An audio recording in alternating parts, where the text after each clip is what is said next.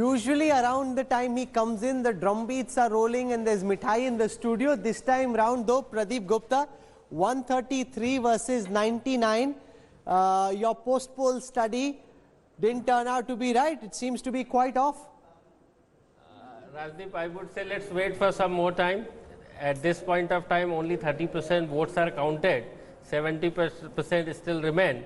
And Bihar demographics suggest there is about 90% rural voters are there. So I would say let's wait for some more time before we call anything. No, what can change, Pradeep? No, I mean, rural voters. because voting, the counting is going on both rural and urban at the moment. That's right. What is it that can change in your view that can make a contest that seems at the way heading towards the NDA become tighter? Your poll, of course, suggested a clear win for the Mahagathbandhan. Right. What could change according to you? No, see, I am not defending my exit poll. What I am saying and suggesting only is that it can go either way. There are about 100 seats sitting less than 2,000 margins, which can swing either way. I am not saying So that I have NDA is winning I or have not that. I winning. can show that to our viewers. Let's start with seats where the margin is less than 500. There are 34 such seats. 19 of those leads for the NDA, 13 for the RJD plus. That's really a very wafer thin margin. 52 seats currently where the margin is less than 1,000. That again, a very, very narrow margin which can potentially change. The NDA has 29 of those leads, the RJD plus has 18. But can I counter argue to say that this is a massive random sample, much bigger than any post-poll study. Right. 1 crore plus out of 4 crore votes have been counted.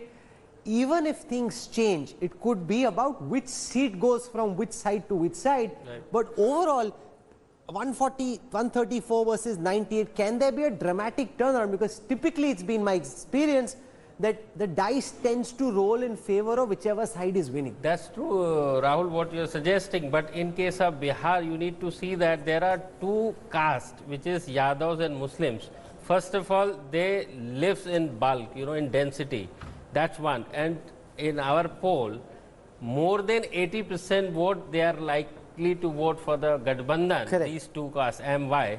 All other castes are voting more or less uniformly except these two. So we are just not hoping, but there may be the case. Can I tell you where possibly the exit poll, at the moment, Simanchal, of course, is seeing a fragmentation of the so-called anti-Nitish vote even among Muslim voters. But it's 24 seats at the end of the day. It's not a big area. Kosi is a bigger area. There isn't the kind of consolidation we are seeing of the others. But where at the moment, and again, you could be right in a couple of hours, but as of now, others are taking 18%. In your poll, you had given others about 10 to 12%.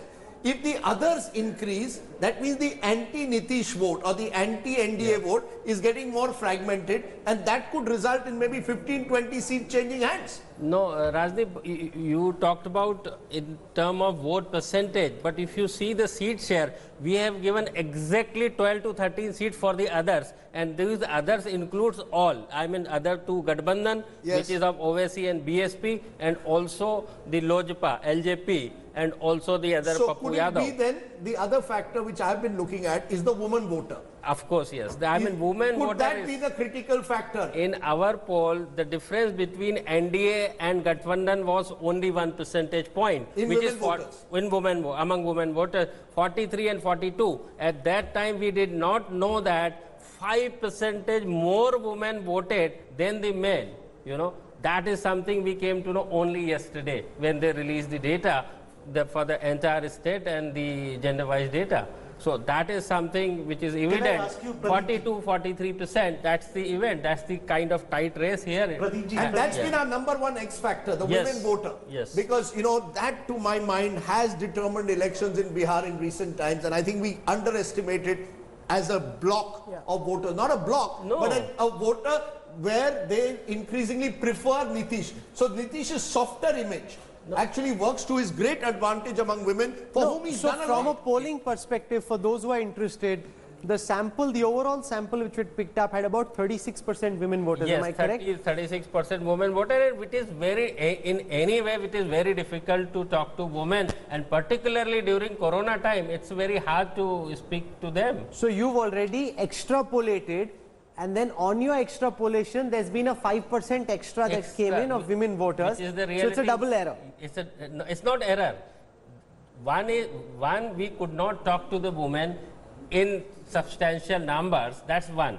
But also, we did not know while putting the exit poll numbers how many male and female has voted. It's okay. Sachin Tendulkar also has a bad day once in a while. That's the point. 59% women have voted for our viewers, 54% men. So there's a 5% greater woman turnout than men. Yes. And that could become a critical factor in the numbers as they play out. Yes. No, I just wanted to ask, so once you got to know about this yesterday, did you try to sort of like run the numbers and did it change? Or what are you defending now? Are you defending? No, I'm definitely not defending anything. What are you expecting now? Will it be in the will it be still in the MGB leading, or the contest is closer? That is the possibility. That is the possibility. MGB can even form the government. It depends. And NDA also can form the government. That's quite evident now. No, but the other thing that's very evident in this poll, and I want every person watching at this time to keep this in mind, that phase 1 went towards the Gathbandhan according to the data that we had quite decisively. Phase 2 was more evenly poised, but with the lead to the NDA, phase 3 sees a complete demolition of the Gathbandhan at the hands of the NDA. Why is that happening? Again, I mean, if you see the phase 1 geographically and phase 2 and 3, it's all about Hindu MY factor. Wherever the MY is there in the excess of 33%, which is the state. But MY is in excess of 33 in Simanchal, where I'll show it to you. 1 second. Yeah. In districts with more than 40% population. Here is the region-wise breakup. 50 also. I'll take Simanchal first, which is heavily dominated by Muslims, and when you add the Yadavs, there's a very substantial play. But you've got 17 leads for the NDA, only 3. What you're seeing, to my mind, is very significant. This is a complete routing of the RJD plus in these 24 seats of Simanchal, and a complete demolition at the hands of the NDA. That's what, Rahul. These are the seats which is sitting in a much lesser margin. We need to wait for that. Let me. Jokihat, for example, Jokihat, where the 70% only Muslim population, forget the Yadav, where BJP is winning with 20 or 30. I can show it to you. Jokihat in Simanchal, Ranjit Yadav of the BJP at 20,575 votes. RJD Sarfaraz Alam is at 11,000 votes, and the problem is, and which is what I've been saying, from the RJD's perspective, AIMIM is taking away 9,000 votes. You add these two, they're ahead of the BJP. It's the AIMIM that's sinking the RJD plus in Simanchal. Yeah. In about half a dozen seats. It's not necessarily true of all of Simanchal. I think, as I keep saying, if there is any hope that the MGB has, and I think it's becoming a more and more remote hope in my view, it will be Kosi and Simanchal. Because they are remote, because the margins are narrow, and others tend to shrink as the polling goes on. Jokihat seat, both the real brothers are contesting. Both the real brothers are contesting from RJD and AMI seats. So you can't just, based on this one seat, But I think what is very clear is this woman voter. And I think at some stage we are going to have to explore it. Because I don't we saw it in Tamil Nadu. This morning we spoke about it. I think last night we spoke about it. That Tamil Nadu was the one state where the only previous time, Pradeep has got 2 winners wrong. Once, let's be honest, DMK, AIDMK 2016 and Karnataka, in terms of the lead, which was between the Congress and the BJP got more. That was very tight. But I think that Tamil Nadu election is instructive for 2 reasons. There also the Congress vote went down, or the Congress didn't pull its weight like it's not doing today. But the woman voter in DMK chose to go with Jayalalitha at the time.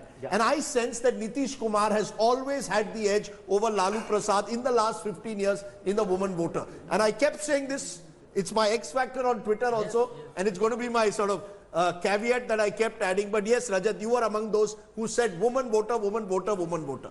So I have maintained that because the entire rhetoric and actually facts also against the Jungle Raj of Lalu Yadav and Rabri Yadav and the entire DNA and the build-up of RJD is specifically targeted for the women voters. Women voters fear the Jungle Raj when they come in. They shudder in fear. That's the level of, lack of confidence that they have on Tejasvi Yadav proclaiming, even asking sorry for whatever happened in those 15 years. They don't believe him and his words because they know the women voters of Bihar know that it is the same ill come back to corridors of power and they have to live with fear. No, I remember doing a story on prohibition in 2016 and going to the ground. Now today people say women are angry about prohibition. I don't think so. You've got to, just because illicit liquor has grown and some men have been put in jail doesn't mean women want to go back to pre-prohibition days. The cycle for girls, many of them grew up. Please appreciate, they were 9 or 10 years old in 28. They are now voters. They are girls. They are now women. They may have voted, and you've got those who got empowered by Nitish giving 50% reservation in Panchayat. So can I ask, and to Rajat, if you think women are changing the election for NDA, yes, then how do you think BJP would have won this election alone?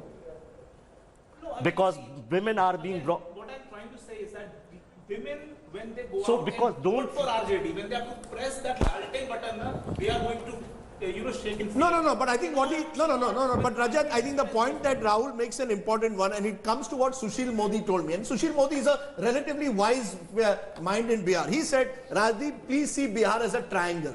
When two sides of the triangle join, it is very difficult for the third to win. They need everything to fall in place. The MGP needs everything to fall in place. High wave, no fragmentation of the vote, a distancing from the Lalu legacy, all of that needs to come together. Acute economic distress, some of it is true. Let's not run away. Distress is a reality. But two sides of the triangle have come together. The JDU, who we dismiss, still will have, at the end of the day, 15 to 18% No, vote. but the distress... You need that extra vote. 1 second, Rajdeep. The distress narrative gets very badly punctured if the NDA manages to form the government. The level of distress, Swapan Das Gupta, otherwise tomes would have been written about distress and the mishandling. See, the point is, undeniably, in these exceptional times, there is distress. But the point is politically consequential. If it had been, then this triangle theory which you put in would have been very severely upset. It wouldn't have been a triangle. It would have been, that would have been the most decisive power. But it's Abdul not. Bari Siddiqui of the RJD and a pillar of the Mahagathbandhan and the RJD from its JP movement days has lost for the first time that I remember ever from the Keoti seat. So really, we need to also understand why the RJD has punched below its weight even in its strongholds, its stalwarts. I mean, I cannot fathom this. I think we are missing some more things. Can I show our viewers the data that you're talking about? Let's take BJP versus RJD head-on-head fights, in straight fights between the BJP and the RJD. Jai Prakash Nadda, the new president of the Bharatiya Janata Party, is leading the charge with 67% of the leads going to the BJP, only 33% of those leads, 20 out of 60 going in favor of the RJD.